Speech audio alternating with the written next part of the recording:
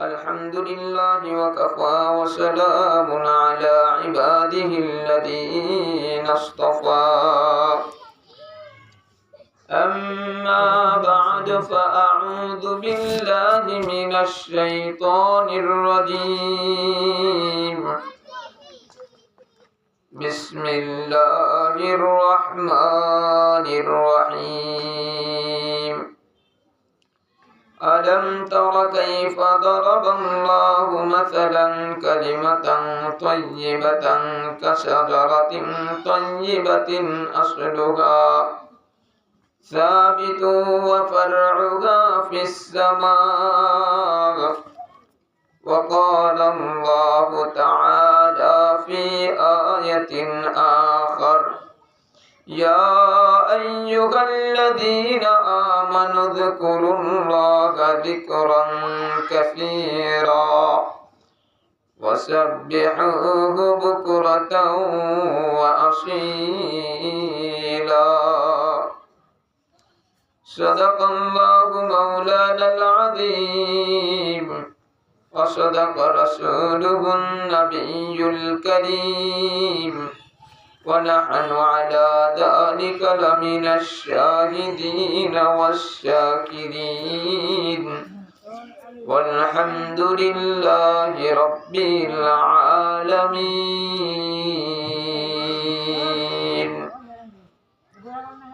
আলহামদুলিল্লাহ সমস্ত প্রশংসা সেই রব্বে কারীমের দরবারে যে মহান রব্বুল আলামিন আল্লাহ তাআলা আমাকে সহ আপনাদের কতিপয় মুসলিম আল্লাহ তাআলার গোলামদেরকে নবীজি সাল্লাল্লাহু আলাইহি ওয়াসাল্লামের উম্মতদেরকে এই মাজলিসে বসার তৌফিক দান করেছেন। আমরা সকলেই পড়ে নিই আলহামদুলিল্লাহ। আসলে এই মাজলিসের অনেক দাম, যদিও দেখি এটা একজনের বাড়িতে একটা সামিয়ানা টানিয়ে মাইক ফিটিং করে কিছু আলোচনা হচ্ছে। এটা যদি আমরা দুনিয়ার চর্মচক্ষু দিয়ে দেখি, কিন্তু এই মাহফিলের দাম অনেক বেশি। আমরা দেখি না কেন, আমরা বুঝি না কেন, যেরকম ভাবে অন্ধ যেমন রাত্রের চাঁদ কত সুন্দর সে যেমনে বোঝে না, আমরাও এখন ইসলামী শরীয়তের দিন সম্পর্কে এরকম অন্ধ, যার কারণে এর কি ফজিলত সেটা বুঝি না। যেমন আমরা এখানে অনেকেই আছি যে মজলিস কায়েম হয়ে গেছে, ওই বাহিরের মানুষ এসে বলবে কিন্তু বাড়ির মানুষ বলবে না। বাড়ির মানুষ ওই বিভিন্ন রান্না বান্না, ওই বিভিন্ন কথাবার্তা নিয়ে তারা থাকবে, বিভিন্ন জায়গার মেহমান আসছে তাদের সাথে কথা বলবে। এই হচ্ছে আমাদের অবস্থা আজকে। তো যাই হোক, আল্লাহ তাআলা সকলকে বোঝার তৌফিক দান করেন। আল্লাহ তাআলা এই দুনিয়াতে যতগুলা প্রাণী আল্লাহ তাআলা তৈরি করেছে, এই প্রাণীগুলা দুই ভাগে বিভক্ত। এক ভাগকে বলা হয় ইনসান, আর এক ভাগকে বলা হয় হাইওয়ান। ইনসান যে বুঝে, যে কথা বলতে পারে, আর হাইওয়ান যে বুঝে না, কথা বলতেও পারে না। ইনসানের কিছু দিক নির্দেশনা আছে। ইনসান যারা, আল্লাহ তাআলা তাদের জীবন পরিচালনার জন্য কিছু নিয়ম কানুন বেঁধে দিয়েছে। পক্ষান্তরে হাইওয়ান যারা, তাদের কোনো দিক নির্দেশনা নেই, সে যেমনি সেমনে চলবে। অনুরূপভাবে ইনসান যারা, আল্লাহ তাআলা তাদের জন্যই রেখে দিয়েছে শাস্তি এবং আরামের ব্যবস্থা করেছেন, সেটা হলো জান্নাত আর জাহান্নাম। হাইওয়ান যারা, এদের জান্নাতও নাই, জাহান্নামও নাই। এ কারণেই আমাদের বুজুর্গ আল্লামা আব্দুল হক আজমি রহমতুল্লাহি আলাইহি বলতেন যে আল্লাহ তাআলার লাখো কোটি শুকরিয়া যে আমি অধমকে আল্লাহ তাআলা কত বড় বড় নিয়ামত দান করেছে। তার ভিতরে একটা নিয়ামত হলো আল্লাহ তাআলা আমাকে কি বানিয়েছে, ইনসান বানিয়েছে, মানুষ বানিয়েছে, হাইওয়ান বানায় নাই, জানোয়ার বানায় নাই। আবার শুধু তাই না, মানুষ বানাই ক্ষান্ত হন নাই, আল্লাহ তাআলা আমাকে কি করেছে, সেটা যে ইসলাম নামের মহা নিয়ামত আল্লাহ তাআলা আমাকে দান করেছে, মুমিন বানিয়েছে, ঈমানের মহা নিয়ামত দান করে আমাকে মুমিন বানিয়েছে। শুধু তাই না, আমাকে আল্লাহ তাআলা কি করেছে, আমাকে আল্লাহ তাআলা ইসলামের মহা নিয়ামত দান করে ধন্য করেছে। শুধু তাই না, আল্লাহ তাআলা আমাকে কোরআন নামক কিতাব দিয়ে আমাকে ধন্য করেছে। যদিও কথাগুলা বললাম সাধারণ কথার মতো মনে হলো, আজকে আমরা দুনিয়াদার হয়ে গেছি, যার কারণে দুনিয়ার একটা জিনিস যদি আমাদের কাছে আসে, একজন একটা লুঙ্গি হাদিয়ে দিলে আমরা অনেক খুশি হই, একজন একটা লুঙ্গি হাদিয়ে দিলে আমরা অনেক খুশি হই, একজন আমাকে দাওয়াত দিলে অনেক খুশি হই। পক্ষান্তরে আল্লাহ তাআলা যে আমাকে কত নিয়ামত দান করেছে, এর জন্য কিন্তু আমরা এরকম খুশি হই না, কারণ আমরা বুঝি না। আমরা আখিরাত, শুধু আখিরাত আখিরাত বলি, কিন্তু আখিরাতের আজকে আমাদের কাজের বড় অভাব, আখিরাতের কাজের বড় অভাব। এ কারণে আমাদের আরেক বুজুর্গ আল্লামা আবুল হাসান আলী নদভী রহমতুল্লাহি আলাইহি বলে, আল্লাহ তাআলা আমাকে কত বড় নিয়ামত দান করেছে যে আমি কোনো না কোনো মজলিসে আল্লাহ তাআলার কালাম তেলাওয়াত করি। এটা কত বড় নিয়ামত। কয় দুনিয়াতে তুমি যত সম্পদের মালিক হও, তুমি যত সন্তানের মালিক হও, তুমি বিবির মালিক হয়েছ, সব কিছুর মালিক যদি একদিকে রাখা হয়, আর কোরআনের একটা অক্ষরের ধারে কাছেও ঘিসতে পারবে না। এই বুঝটা আজকে আমাদের বড় অভাব, এই বুঝটার বড় অভাব। এ কারণেই মুজাদ্দিদ আল-ফিসানি রহমতুল্লাহি আলাইহি বলেন যে আল্লাহ তাআলা আমাকে দেখিয়েছেন, আমি যখন মুরাকাবার হালতে ছিলাম, এমত অবস্থায় আল্লাহ তাআলা এই পুরা দুনিয়া আমার হাতের ভিতরে দিয়ে দিলেন। পরে আমি দেখতে পারলাম আল্লাহ তাআলা আমাকে বলতেছে, হে মুজাদ্দিদ, তুমি দেখো এই পৃথিবীর ভিতরে কি কি আছে, তুমি একটু দেখে নাও, ভালো করে দেখে নাও। মুজাদ্দিদ আল-ফিসানি রহমতুল্লাহি আলাইহি বলে যে আমি দেখলাম এই পৃথিবী, পুরা পৃথিবী একটা ডাস্টবিনের মতো ময়লা আবর্জনায় ভরা। শুধু ওই জায়গা থেকে একটু করে আলো আসতেছে যেখানে কোরআন তেলাওয়াত হচ্ছে, কোরআনের মাজলিস যেখানে হচ্ছে। পৃথিবী, পুরো পৃথিবী আল্লাহ তাআলা আমাকে দেখিয়ে দিলেন যে আমি এই যে কত সুন্দর করে ঘর বানাইলাম, এটা আসলে ময়লা আবর্জনা, এটা ময়লা আবর্জনা। কারণ এই যে ঘর বানাইলাম, বাড়ি বানাইলাম, সন্তান বানাইলাম, সম্পদ বানাইলাম, এর পাই টু পাই হিসাব আল্লাহ তাআলার কাছে যেতে হবে যে আমি আর আপনি কেমনে ব্যবহার করেছি। কারণ আল্লাহ তাআলা তো আমাকে আপনাকে হাইওয়ান বানায় নাই, জানোয়ার পশু পাখি তো বানায় নাই যে তাদের তো হিসাব নাই, কিন্তু আমাকে আপনাকে মানুষ বানিয়েছে, পুঙ্খানুপুঙ্খানুভাবে হিসাব নেবে। এক একটা সকালের হিসাব নেবে, এক একটা বিকালের হিসাব নেবে, এক একটা দিনের হিসাব নেবে, এক একটা রাত্রের হিসাব নেবে। আমরা তো মনে করে বসে আছি যে রাত গেল, দিন আসলো, উপার্জন কেমনে করব, কেমনে খাবো, এভাবেই মনে হয় আমাদের দুনিয়া কেটে যাবে।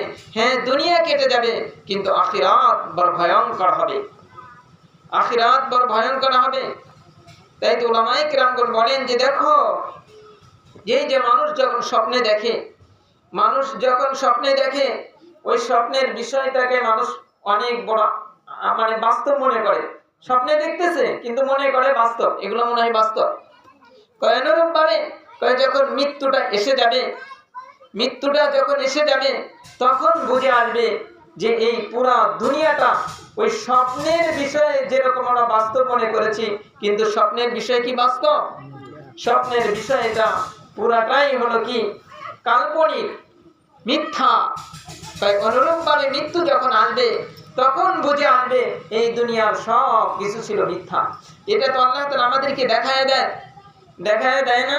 আল্লাহ তাআলা দেখেন, আমি আর আপনি যেই প্লেটে খানা খাইলাম, যেই বিবির সাথে একই খাটের মধ্যে ঘুমাইলাম, যেই সন্তানদেরকে নিয়ে এত আনন্দ ফুর্তি করলাম, আপনি যখনই মৃত্যুবরণ করবেন তখন এই সন্তান একটু চোখে পানি ফেলবে, কিন্তু সন্তান কবর পর্যন্ত গিয়ে ফিরে আসবে, আর আপনার খোঁজ খবর কোনোদিন নেবে না, কোনোদিন নেবে না। আজকে তো এমন মানুষ আমাদের সমাজে এখন বসবাস করি আমরা, 5 বছর 10 বছর যায়, বাবার কবরের পাশে যায় দাঁড়ানোর সৌভাগ্যটুকু হয় না। যায় ওই ঈদের সামনে যায়, সবার সাথে সাথে যায়, নিজে যে আসলেও বাবার দরদে মায়ায় যে যায় দাঁড়াবে সেটা যায় না। ওই ঈদের সময় ইমাম সাহেব গেছে, মুসল্লিরা গেছে তো যায়। কিন্তু দেখেন বাবা, আপনি যেই খাটে ঘুমাইলেন সেই খাট নিয়ে দেখবেন যে আপনার মৃত্যু হওয়ার সঙ্গে সঙ্গে সেই খাট নিয়ে ঝগড়া শুরু হয়ে যাবে। ছোট ছেলে বলবে এটা আমাকে দিতে হবে, বড় ছেলে বলবে এটা আমাকে দিতে হবে। আপনি মারা যান, দেখেন আপনার কানের গহনা নিয়ে আপনার মেয়েদের মাঝেই বিভিন্ন ডলাডলি শুরু হয়ে যাবে, যে আমি কানেরটা আমি নেব, নাকের দুল আমি নেব, গলার চেন আমি নেব। তো ভাই, এই পুরো দুনিয়াটাই হলো ধোঁকা। এটা কখন বুঝে আসবে? এটা বুঝতে হলো এরকম দিন লাগবে, এটা বুঝতে হলো এরকম দিন লাগবে। আমাদের বাংলাদেশের একজন আল্লাহওয়ালা বুজুর্গ ছিলেন আব্দুল হক রহমতুল্লাহি আলাইহি। রহমতুল্লাহি আলাইহি নাকি আল্লাহ তাআলাই ভালো জানেন। এই আব্দুল হক সাহেব উনি পাকিস্তান চলে গেছেন। পাকিস্তান যাওয়ার পরে একটা মাদ্রাসায় মেহমান হয়েছে। আমাদের এক হযরতকে বলছে যে মুফতি সাহেব, তোমাদের বাংলাদেশ থেকে একজন আলেম আসছে, প্রবীণ একজন আলেম আসছে, যাও তুমি তার একটু খেদমত করো। আমি তার খেদমতে গেলাম। যাওয়ার পরে দেখি অনেক বয়োবৃদ্ধ মানুষ, বয়স্ক প্রায় 90-95 বছর বয়স হবে। এমতো অবস্থায় আমরা তো বাজারে যাইতেই ভয়, আমাদের এই মানে যারা 90-95 বয়স হয়ে গেছে তারা তো বাজারে যাইতে আমরা ভয় করে না, তারা যে মানে সে যাইতে পারবে কিনা, লাঠি বর দিয়ে যায়। আর সে ওই পাকিস্তান গেছে একা, পাকিস্তান সফরে গেছে একা। আর সফরটা কি জানো তো না, আমরা একটু সফর করছিলাম বেশ কিছুদিন আগে, টাঙ্গাইল দিয়ে কয়েকটা মাদ্রাসায় গেছিলাম, কত কষ্ট বুঝেছি। আবার কয়েকদিন আগে গেলাম ঢাকা, কষ্ট, সেই সফরের ক্লান্তি এখনো কাটে নাই। এই কথা বলতেছি খুব কষ্ট করে। আর সে এই 90-95 বছর বয়সে উনি গেছে পাকিস্তান। পাকিস্তান যাওয়ার পরে তখন ওই মাওলানা সাহেব, মুফতি সাহেব তখন আসছে যে হযরত, আমাকে তো হযরত পাঠিয়েছে আপনার খেদমত করার জন্য। মাওলানা আপনি কি খেদমত করবেন? আপনি যেটা হুকুম করেন সেটাই করব। কয়েক পর্যায়ে কথা বলতে বলতে বললাম যে হযরত, আপনি এই বয়সে একাকী কেমনে আসলেন? আমরা যুবক মানুষ, বাংলাদেশ থেকে পাকিস্তান আমরা লেখাপড়ার জন্য আসছি, আসলে 2 দিন 3 দিন আমাদের ঘুম ছাড়ে না, আপনি কিভাবে একা আসেন? তখন বলে যে মাওলানা, আমি এই বুড়া বয়সে প্রত্যেক বছর 40টা দেশ আমি সফর করি, 40টা দেশ আমি সফর করি। হযরত এটা কেমনে? তখন বলে যে দেখো, এটা আমার মায়ের দোয়া, এটা আমার মায়ের একটা স্বপ্নের দোয়া, স্বপ্নের দোয়া। কেমনে? আমার মা একবার স্বপ্নে দেখলেন, ওনার মা অনেক আল্লাহওয়ালা মহিলা ছিল। আজকে তো আমাদের সমাজকে সমাজ খুঁজে আল্লাহওয়ালা মহিলা পাওয়া বড় মুশকিল, বড় মুশকিল। আজকে ওইরকম মা পাওয়া বড় মুশকিল। মায়েরা কথা বলেন না, আওয়াজ জানে আমার পর্যন্ত না আসে। তো ওই মা রাত্রিবেলা ইবাদত বন্দিগি করার পরে শুয়ে গেছে, রাত্রিবেলা ইবাদত বন্দিগি করার পরে শুয়ে গেছে। শুয়ে যাওয়ার পরে স্বপ্নে দেখতেছে যে জিবরাইল আলাইহিস সালাতু ওয়াস সালাম তার পাশ দিয়ে যাচ্ছে, তার পাশ দিয়ে যাচ্ছে। তখন এই মা তাকে বলছে, ভাই জিবরাইল আপনি দাঁড়ান। দাঁড়িয়েছে। তখন বলে যে এই যে দেখেন আমার ছেলেটা শুয়ে আছে, এই যে আমার ছেলেটা ছোট্ট বাচ্চা শুয়ে আছে, এই ছেলেটার জন্য আল্লাহ তাআলার কাছে একটু দোয়া করেন। কি দোয়া করব? এই ছেলেটা যেন লম্বা একটা হায়াত পায়। দ্বিতীয় নাম্বার, এই ছেলেটা যেন আল্লাহ তাআলার ওলি হইয়া যায়। তৃতীয় নাম্বার, এই ছেলেটা যেন আল্লাহ তাআলার কোরআনের পাখি হয়ে যায়।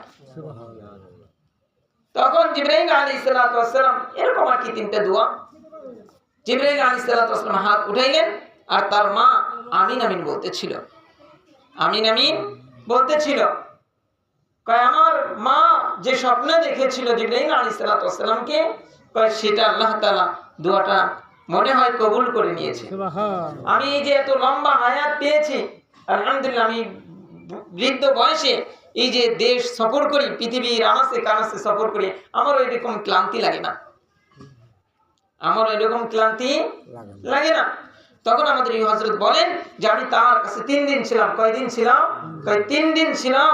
এই 3 দিনেই মনে হয় পুরো পৃথিবী সব কিছু আমার কাছে অবাস্তব মনে হওয়া শুরু হলো, এবং কি আমার পুরা জিন্দেগি মনে হয় চেঞ্জ হয়ে গেল।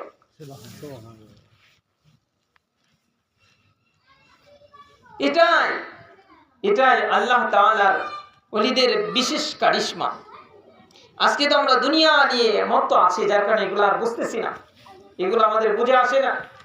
আশরাফ আলী থানভী রাহমাতুল্লাহি আলাইহি বলে যে আমি 7 থেকে 8 বছর বয়সে স্বপ্নে দেখলাম, 7 থেকে 8 বছর বয়সে স্বপ্নে দেখলাম যে আমি আমাদের বারান্দায় চলে গেলাম।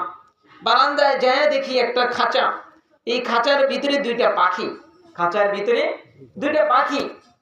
তো এই 2টা পাখি আমাকে বলতেছে যে আশরাফ আলী তুমি কি করো, আমাদের এই খাঁচার ভিতরে আলো জ্বালায় দাও। তখন বলতেছে আমি জ্বালাইতে পারবো না। কি করো, তোমরা নিজেরা জ্বালায় নাও। পাখিদেরকে বলতেছে তোমরা নিজেরা জ্বালায় নাও। আশরাফ আলী থানভী রাহমাতুল্লাহি আলাইহি বলে যে আমি দেখলাম যে পাখি 2টা তাদের ঠোঁটের সাথে ঠোঁট এরকম ঘষাঘষি করলো, ঠোঁটের সাথে ঠোঁট ঘষাঘষি করলো। কয়েক ঘষাঘষি করার পরে দেখলাম পুরা ওই খাঁচাটা আলোকিত হয়ে গেল। আশরাফ আলী থানভী রাহমাতুল্লাহি আলাইহি বলে কয় এই ঘটনাটা আমার উস্তাদে মুহতারাম ইয়াকুব নানুতুবি রাহমাতুল্লাহি আলাইহিকে বললাম যে হযরত আমি তো এরকম একটা স্বপ্ন দেখলাম, স্বপ্নে দেখলাম যে একটা খাঁচার ভিতরে 2টা পাখি, ওই পাখি 2টা আমাকে বলতেছে আশরাফ আলী তুমি কি করো, আমাদের এই খাঁচার ভিতরে একটু আলো জ্বালায় দাও, এই খাঁচার ভিতরে একটু আলো জ্বালায় দাও। আমি বললাম যে আমি পারবো না, তোমরা কি করো নিজেরাই আলোটা জ্বালায় নাও। কয় আমার এই কথা বলতে দেরি আর 2টা পাখি কি করলো, ঠোঁটের সাথে ঠোঁট ঘষাঘষি শুরু করলো, আর সঙ্গে সঙ্গে দেখলাম ওই পুরা খাঁচাটা আলোকিত হয়ে গেল। ইয়াকুব নানুতুবি রাহমাতুল্লাহি আলাইহি বলে ও আমার প্রিয় ছাত্র, তুমি এই ছোট্ট বয়সে যেই স্বপ্নটা তুমি দেখেছো, এই স্বপ্নের ব্যাখ্যা বড় আজীব।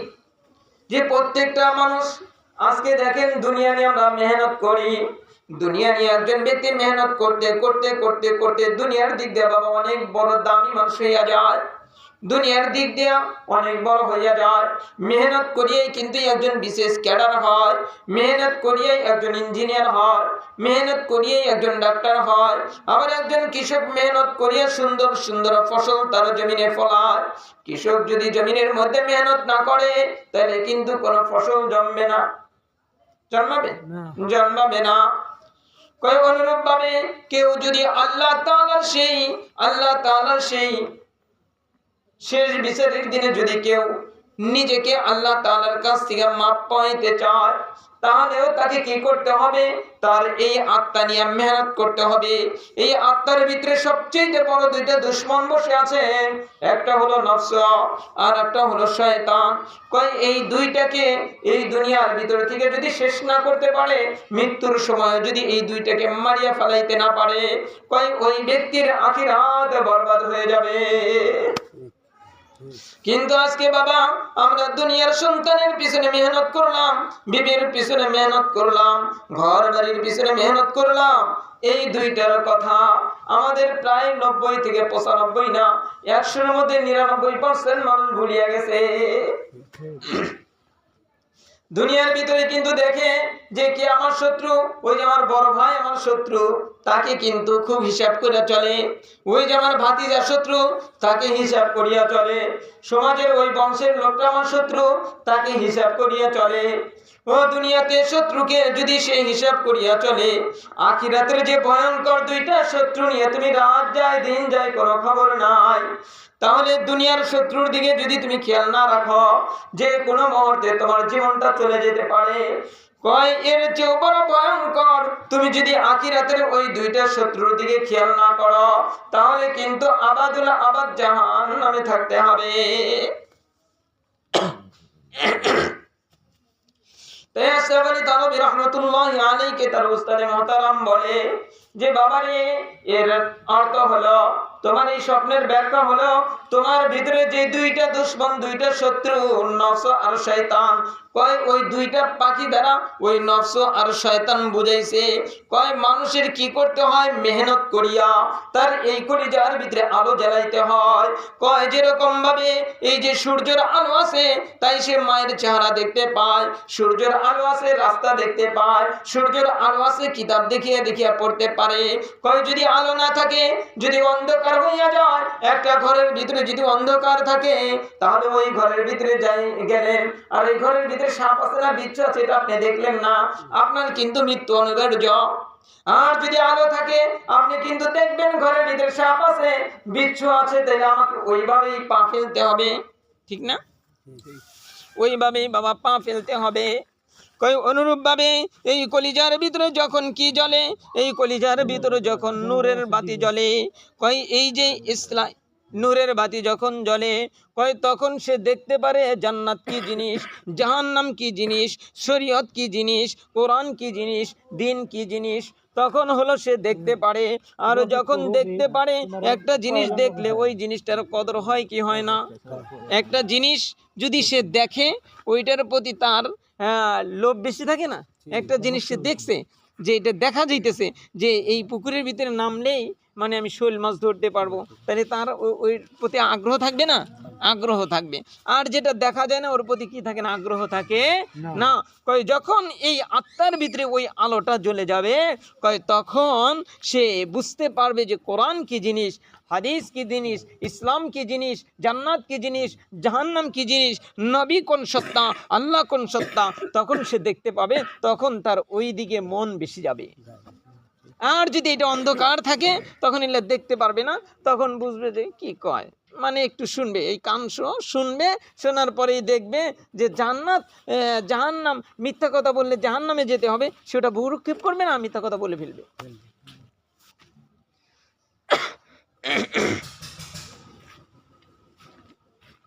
জেনারেটর আছে নাকি?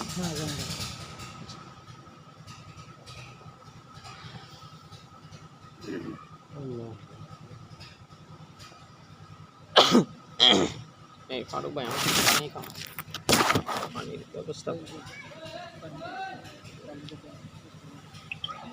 আলহামদুলিল্লাহ, আল্লাহুম্মা সাল্লি আলা মুহাম্মাদিন নাবিয়্যিল ওয়া আলা আলিহি ওয়াসাল্লাম। তো যে কথা বলতেছি না, যে আশরাফ আলী থানভী রাহমাতুল্লাহি আলাইহি তার উস্তাদ তখন বলল যে হে আমার প্রিয় ছাত্র, যে প্রত্যেক মানুষের কি করতে হয়, এই তার আত্মার ভিতরে মেহনত করতে হয়, তার ওই দুইটা দুশমনকে ধ্বংস করতে হয়, তারপরে না এই কলিজার ভিতরে আলো জ্বলে। তো আল্লাহ তাআলা তোমার এই স্বপ্নের বিষয়টা হলো যে আল্লাহ তাআলা নিজ দায়িত্বে তোমার কারো কাছে যেতে হবে না, আল্লাহ তাআলাই তোমার ওই দুই দুশমনকে ধ্বংস করে তোমার কলিজার ভিতরে আল্লাহ তাআলা নূরের বাতি জ্বালায় দেবে। সুবহানাল্লাহ। আশরাফ আলী থানভী রাহমাতুল্লাহি আলাইহি যে স্বপ্নে দেখেছিল, সেই স্বপ্নের সেই ব্যাখ্যা তার উস্তাদে মুহতারাম করলেন। তো যাই হোক, আমি যে কথা বলতেছিলাম সেটা হলো যে এই কলিজার ভিতরে আলো জ্বালাতে হবে। কলিজার আলো ছাড়া ইসলাম কি জিনিস এটা বুঝে আসবে না। এই কলিজার লাইট ছাড়া, এই বাতি ছাড়া আল্লাহ তাআলাকে চেনা যাবে না, নবীকে চেনা যাবে না। আমি মুখে মুখে বলবো, মুখে মুখে বলবো, কিন্তু প্রকৃত চেনা যাবে না।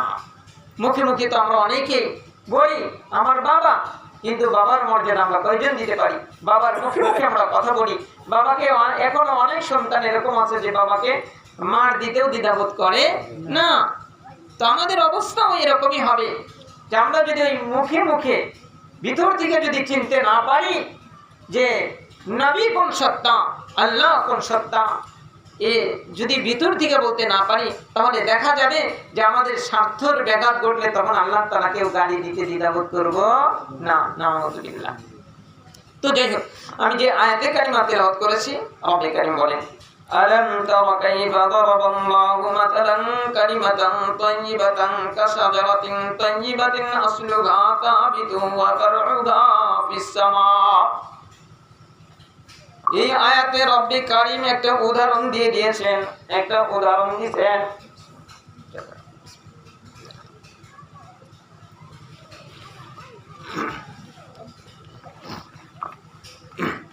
এই সিনার ভিতরে যে আলোর যেই বাতিটা, সেটা হলো যে লা ইলাহা ইল্লাল্লাহ, সেটা হলো লা ইলাহা ইল্লাল্লাহ।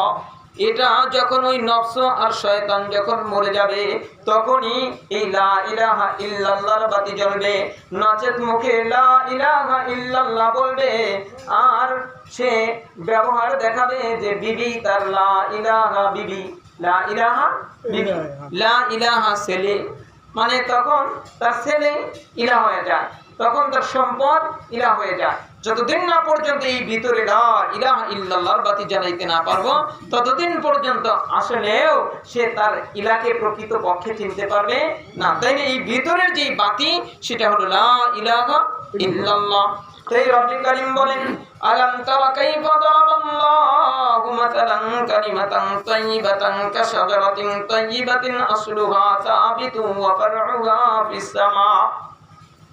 রব্বে কারীম বলেন যে দেখো এই যে কালিমা লা ইলাহা ইল্লাল্লাহ, যেই বাতির আলো ছাড়া তুমি আল্লাহকে চিনতে পারবা না, যে লা ইলাহা ইল্লাল্লাহর বাতি ছাড়া তুমি ইসলাম কি জিনিস এটা বুঝতে পারবা না, সেই কালিমা লা ইলাহা ইল্লাল্লাহর আল্লাহ তাআলা একটা দৃষ্টান্ত দিয়েছে। কয় হে নবী আপনি কি দেখেন না আমি কেমন দৃষ্টান্ত দিয়েছি, কালিমা লা ইলাহা ইল্লাল্লাহ দৃষ্টান্ত আমি কেমন দিয়েছি। কয় লা ইলাহা ইল্লাল্লাহর শিকড়টা হলো জমিনে আর শাখা প্রশাখা হলো আসমানে। লা ইলাহা ইল্লাল্লাহর শিকড় হলো জমিনে আর শাখা প্রশাখা আসমানে। এটা হলো কোরআনের সরল তরজমা। এর দ্বারা কি বুঝলাম? এর দ্বারা কি বুঝলাম? এর ব্যাখ্যায় উলামায়ে কেরামগণ বলেন যে দেখো যে গাছ যে জিনিস, গাছের সাথে আল্লাহ তাআলা এই কালেমার কি দিয়েছে, উপমা দিয়েছে। গাছের সাথে আল্লাহ তাআলা কালেমার উপমা দিয়েছে। কয় গাছ হতে হলে পাঁচটা জিনিস লাগে। কয়টা জিনিস বাবা? গাছ হতে হলে পাঁচটা জিনিস লাগে। বিষয়টা খুব ভালো করিয়া বুঝিয়েন। গাছ হতে হলে পাঁচটা জিনিস লাগে। কয় এক নাম্বার হলো গাছের কি লাগবে? এক নাম্বার হলো গাছের শিকড় লাগবে, গাছের শিকড় লাগবে। দুই নাম্বার হলো গাছের মূল কাণ্ড লাগবে। তিন নাম্বার হলো গাছের শাখা প্রশাখা লাগবে। চার নাম্বার হলো গাছের ফল লাগবে। আর পাঁচ নাম্বার হলো গাছের ফলাফল। গাছের ফলাফল মানে ফল খায়, এটা হলো কি ফলাফল। কিংবা গাছের ফলাফল হলো গাছে ওষুধ বানায় কিংবা গাছের কাঠ ব্যবহার করে। তাহলে গাছ হতে হলে কয়টা জিনিস লাগে? গাছ হতে হলে পাঁচটা জিনিস লাগে। এক নাম্বার হলো গাছের শিকড় লাগে। দুই নাম্বার হলো গাছের মূল কাণ্ড লাগে। তিন নাম্বার হলো গাছের শাখা প্রশাখা লাগে। চার নাম্বার হলো গাছের ফল লাগে। পাঁচ নাম্বার হলো গাছের ফলাফল। কয় অনুরূপ ভাবে আল্লাহ তাআলা এই কালিমাকে গাছের সাথে যে লাগায় দিলেন, গাছের সাথে যে উপমা দিলেন, তার এর কারণ হলো কালেমা হইতে হলে কালেমা, কালেমার ভিতরেও পাঁচটা জিনিস আছে। কয়টা জিনিস আছে? কালেমার ভিতরেও পাঁচটা জিনিস আছে। কয় গাছের যেরকম যদি একটা না থাকে তাহলে গাছ হবে না। কয় অনুরূপ ভাবে কালেমার ভিতরে যদি পাঁচটা জিনিস না থাকে তাহলে তোমার কালেমা ওই রকম ফলপ্রসূ হবে না। কয় কালেমার যে মূল যে শিকড় কয় সেটা হলো ইলম এবং মারিফাত। ইলম এবং মারিফাত, কালেমার মূল শিকড় হলো ইলম এবং মারিফাত। কালেমা তো আমরা অনেকেই পড়লাম, কিন্তু কালেমার আমার ভিতরে ইলম নাই, যার কারণে আমরা বুঝি না। যেরকম ভাবে গাছের যদি শিকড় না থাকে ওই গাছ কি আর গাছ থাকে? গাছ মরিয়া যায়। কয় অনুরূপ ভাবে কয় কালেমা তো বলে কিন্তু কালেমার কি নাই? মূল নাই, কালেমার শিকড় নাই, অর্থাৎ ইলম নাই, যার কারণে তার কালেমা পড়ার পর সেটা হলো মরা। কয় কালেমা পড়ে তারপর ওষুধ খায়, কারণ শিকড়ই তো নাই। কালেমা পড়ে তারপরে বেপরদায় চলে, কালেমা পড়ে তারপরে নামাজ পড়ে না, এর কারণ কি? ওই যে মূল তো কাইটা গেছে গা, মূল নাই। কালেমা পড়ছে কিন্তু কালেমার যে ইলম সেটা নাই, কালেমার যে পরিচয়, কালেমা কি বলে? লা ইলাহা ইল্লাল্লাহ, কি বলে? যে আল্লাহ ছাড়া কোনো ইলাহ নাই, এটা যে বললো এই বিষয়টা তার ভিতরে জানা নাই। এক নম্বর হলো কালেমার মূল হলো, কালেমার শিকড় হলো ইলম এবং মারিফাত, আর কালেমার মূল কাণ্ড হলো ইখলাস। কালেমার মূল কাণ্ড ইখলাস। 3 নম্বর হলো কালেমার শাখা প্রশাখা কি? কয় কালেমার শাখা প্রশাখা হলো নামাজ, রোজা, হজ, যাকাত, পর্দা, পুশিদা, কয় 77টা। কয় কালেমার শাখা প্রশাখা কতটি? 77টা। কালেমা, নামাজ, রোজা, হজ, যাকাত এগুলো হলো প্রত্যেকটা কালেমার এক একটা হলো ডাল, এক একটা ডাল। কয় 4 নম্বর হলো যেরকম গাছের ফল লাগে, গাছের কি লাগে? গাছ হইতে হইলে ফল লাগে। আর কালেমার ফল হলো লা ইলাহা ইল্লাল্লাহ, সুবহানাল্লাহ, আলহামদুলিল্লাহ, লা ইলাহা ইল্লাল্লাহ। কয় এটা 24টা ঘন্টা। কয় ফল যখন ধরে, ফল যখন গাছে ধরে, ওই গাছ থেকে ফল কি সহজে, গাছ থেকে যদি ফলটা ছিঁড়ে নেওয়া হয় তাহলে কি ওই গাছের সাথে আর ফলের কোনো সম্পর্ক থাকে? সম্পর্ক থাকে না। কয় ফলটা বড় হইতে হলে, ফলটা বড় হইতে হলে ওই গাছের সাথে জুড়ে থাকতে হয়, গাছের সাথে জুড়ে থাকতে হয়। কয় তোমারও কালেমা যদি ফল প্রসব পেতে চাও তাহলে তোমার এই দিন আর রাত্রে সব সময় লা ইলাহা ইল্লাল্লাহ জবানে এবং দিলের ভিতরে জিকিরগুলো 24টা ঘন্টা জারি রাখতে হবে। আর ওই যে গাছের ফল আছে, গাছের ফল আছে, কয় কালেমার ফলগুলো আল্লাহ তাআলা তাকে দুনিয়াতে একটা সুন্দর জীবন দান করবে আর আখিরাতে আল্লাহ তাআলা তাকে জান্নাত দিয়ে দিবে। সুবহানাল্লাহ। তাহলে এই যে এখানে যে আয়াতে যে আল্লাহ তাআলা বললেন যে একটা গাছের সাথে কালেমাকে কি দিছে? উপমা দিছে। একটা গাছের সাথে কালেমাকে উপমা দিছে যে হ্যাঁ নবী আপনি কি দেখেন আমি কেমন দৃষ্টান্ত দিলাম যে কালেমাটা এরকম একটা পবিত্র গাছের, একটা পবিত্র একটা গাছ, যেই গাছটার মূল হলো জমিনে আর শাখা প্রশাখা হলো আসমানে। তাইলে গাছের কয়টা জিনিস? 5টা জিনিস। কালেমার ভিতরেও কয়টা জিনিস? 5টা জিনিস। কালেমা গাছের ভিতরে 5টা জিনিস কি কি? একটা হলো শিকড়, দ্বিতীয় নাম্বার হলো গাছের মূল কাণ্ড, তৃতীয় নাম্বার গাছের শাখা প্রশাখা, আর 4 নাম্বার কি বললাম? গাছের ফল, আর 5 নাম্বার হলো গাছের ফলাফল। এরকমভাবে কালেমার ভিতরেও 5টা জিনিস, সেটা 1 নাম্বার হলো ইলম ও মারিফত, 2 নাম্বার হলো ইখলাস, 3 নাম্বার হলো কালেমার শাখা প্রশাখা, নামাজ, কালাম, রোজা, হজ, যাকাত, পর্দা, পুশিদা এগুলা, আর 4 নাম্বার হলো যে কালেমার ফল হলো সুবহানাল্লাহ, আলহামদুলিল্লাহ, অর্থাৎ জিকির। কালেমার ফল হলো জিকির। আর কালেমার ফলাফল কি? কই দুনিয়াতে আল্লাহ তাআলা একটা প্রশান্তময় জীবন দান করবে আর আখিরাতে আল্লাহ তাআলা তার বিনিময়ে জান্নাত দিয়ে দিবেন। সুবহানাল্লাহ। আর আলী রাদিয়াল্লাহু তাআলা এর ব্যাখ্যায় কি বলে? কই আলী রাদিয়াল্লাহু তাআলা বলে যে আল্লাহ তাআলা যে বলছেন যে কালেমার শিকড়টা হলো জমিনে, এর অর্থ হলো যে লা ইলাহা ইল্লাল্লাহ সেটা থাকতে হবে এই কলিজার ভিতরে, লা ইলাহা ইল্লাল্লাহ থাকতে হবে কলিজার ভিতরে। আর শাখা প্রশাখা যে আসমানে, কয় সেটা হলো যে আয়াতের মেজদাক হলো, কয় সেটা সব সময় লা ইলাহা ইল্লাল্লাহ এটা থাকবে হলো জমিনে। কয় শাখা প্রশাখা দ্বারা, যে শাখা প্রশাখা হলো আসমানে, এর দ্বারা হলো জবান। এর দ্বারা উদ্দেশ্য কি?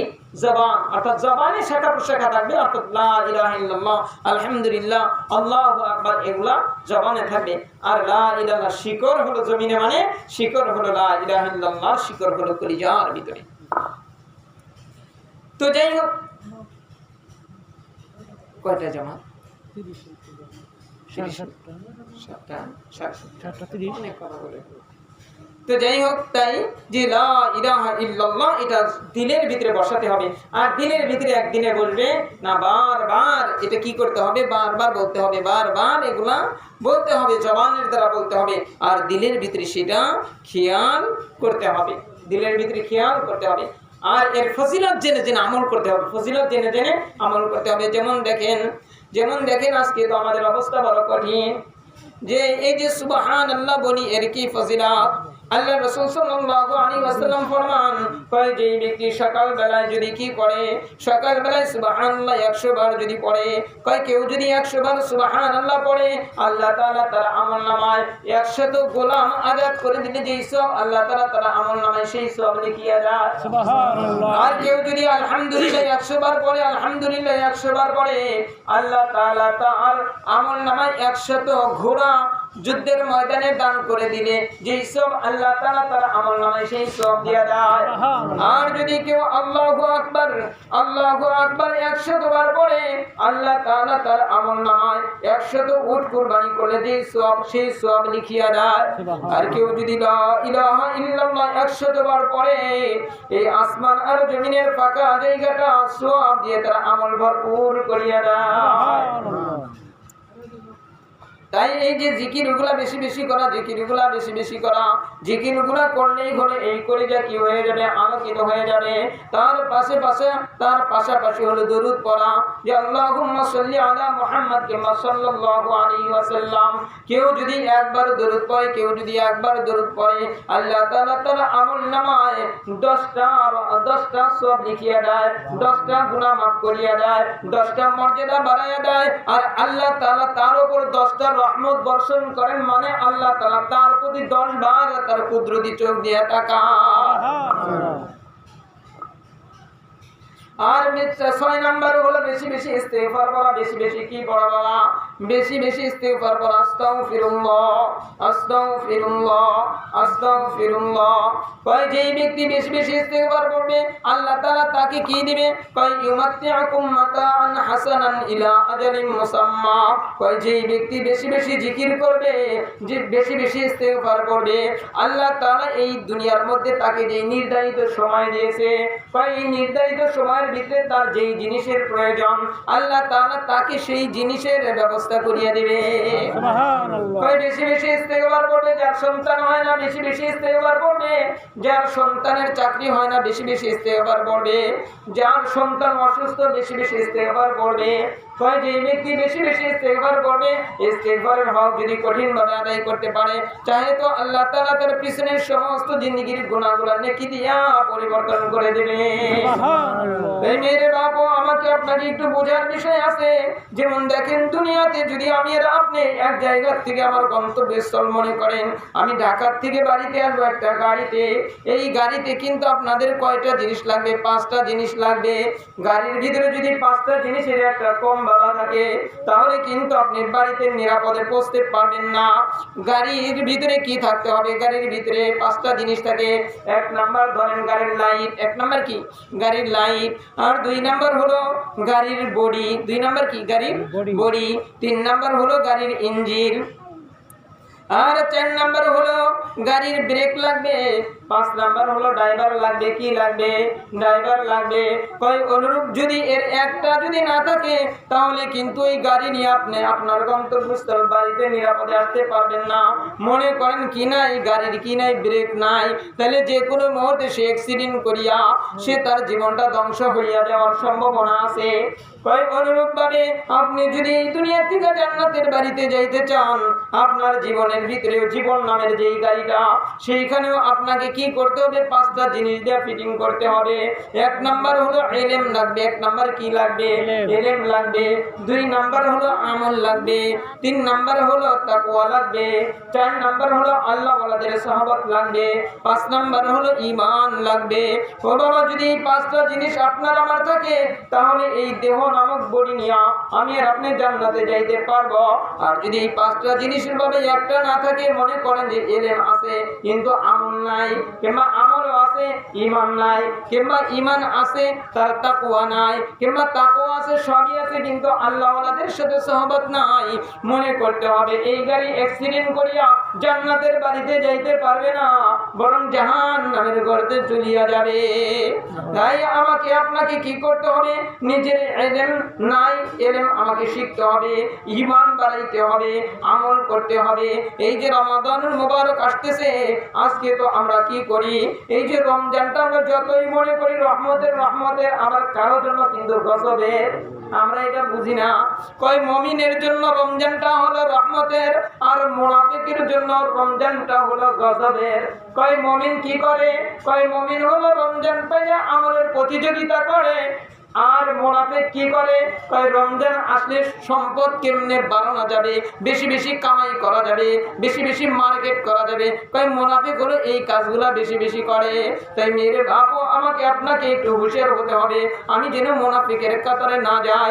আরে দেখেন, ওই যে ফাতেমা জাহরা রাদিয়াল্লাহু তাআলা আনহা, আলী রাদিয়াল্লাহু তাআলা আনহুর কি ছিল? পরিবারের ভিতরে বড় অভাব অনটন ছিল। একবার রাসূল সাল্লাল্লাহু আলাইহি ওয়াসাল্লাম ঘরের ভিতরে প্রবেশ করলেন, দেখলেন ফাতেমা জাহরা রাদিয়াল্লাহু তাআলা আনহা জায়নামাজে বসিয়া বসিয়া রোনাজারি করতেছে, কাঁদতেছে। রাসূল সাল্লাল্লাহু আলাইহি ওয়াসাল্লাম ঘরের ভিতরে গেলেন, যাওয়ার পরে বললেন, মা তুমি কাঁদো কেন? তখন বলি, ইয়া রাসূলুল্লাহ, আমার যে অনেক কষ্ট এটা আমি মনে করি না, কিন্তু এই যে আপনার জামাই আলী রাদিয়াল্লাহু তাআলা আনহু কত কষ্ট করে, আমাদের বাড়িতে 3 দিন 4 দিন যাবত এরকম হয়, কোনো রান্না বান্না বাবা হয় না, এই কষ্টের কত স্মরণ হয়ে আমার চোখে পানি আসিয়া গেছে। রাসূল করিম সাল্লাল্লাহু আলাইহি ওয়াসাল্লাম কি করলেন? জায়নামাজের একটা কোণা ধরিয়া উঁচা করলেন, উঁচা করিয়া ধরার পরে দেখলেন যে সেইখান দিকে একটা নহর প্রবাহিত হচ্ছে। সেটা হলো স্বর্ণের নহর, গলিত স্বর্ণের নহর প্রবাহিত হচ্ছে।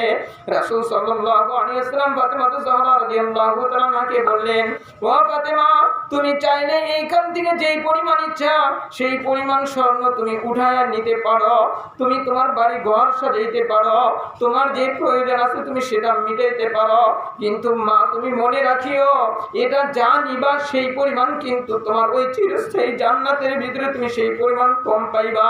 এখন তুমি ভাবিয়া চিন্তা করে এটা ধরো। ফাতিমা জাহরা রাদিয়াল্লাহু তাআলা আনহা কি করলেন? ফাতিমা জাহরা রাদিয়াল্লাহু তাআলা আনহা কি করলেন যে, বাবা আমার এটা প্রয়োজন নাই, আমার এই দুনিয়ার এটা প্রয়োজন নাই, আমার সবচেয়ে দরকার হলো আখিরাতে, তাই আমার এই দুনিয়াতে আমি কষ্টে কাটায় দেব। ও মা, ও বাবা, দেখো তুমি খেয়াল করিয়া যে ফাতিমা জাহরা রাদিয়াল্লাহু তাআলা আনহা যখন সিরাতের পারে যাবে, গায়ে একটা আওয়াজ আসবে, গদ্দু আবসারাকুম, তোমাদের চক্ষুগুলা নিচের দিকে নামাও। সবাই চক্ষুগুলা নিচের দিকে নামাবে, নবীরা পর্যন্ত চক্ষুগুলা নিচের দিকে নামাবে। আর ফাতিমা জাহরা রাদিয়াল্লাহু তাআলা বিশাল একটা কাফেলা নিয়ে জান্নাতে চলিয়া যাবে। ও মা, ও বাবা, দুনিয়ার কষ্ট না, আরে দুনিয়ার আরামও আরাম না, এই আরাম একদিন শেষ হইয়া যাবে, আবার দুনিয়ার কষ্ট একদিন শেষ হইয়া যাবে। তাই এই যে রমাদানুল মুবারক আসতেছে, আমরা যেন শুধু সম্পদ কেমনে বাড়ানো যাবে, সুন্দর সুন্দর খানার আইটেম কেমনে